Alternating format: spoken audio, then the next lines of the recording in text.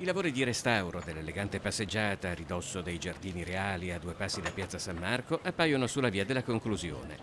La novità è la scomparsa di due componenti della balaustra in marmo, rimosse per aprire un passaggio ai gruppi di turisti che sbarcheranno dai taxi e dai lancioni Gran Turismo e, percorrendo l'intreccio di nuove passerelle in via di posizionamento, saranno accolti da una dozzina di bancarelle di souvenir stipate in qualche decina di metri prima dell'arrivo in Piazza San Marco.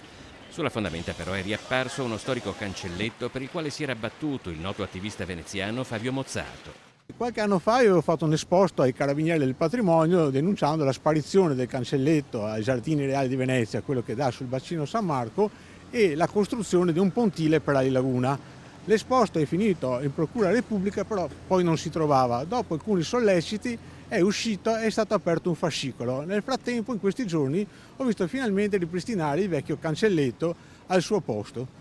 Mozzato è uno di quei cittadini che esercita i propri diritti. A Rio Novo si è battuto per l'installazione di una centralina di rilevazione dell'inquinamento, l'unica a Venezia città, e che peraltro ha registrato uno smog in alcuni casi peggiore della tangenziale di Mestre. E anche nel caso della fondamenta dei Giardini Reali, Mozzato non si arrende. A questo punto vorrei appellarmi alla sovrintendenza a chiedere se intende davvero tutelare il patrimonio storico-artistico o intende cedere le pressioni dell'affarismo turistico a Venezia che la sta distruggendo.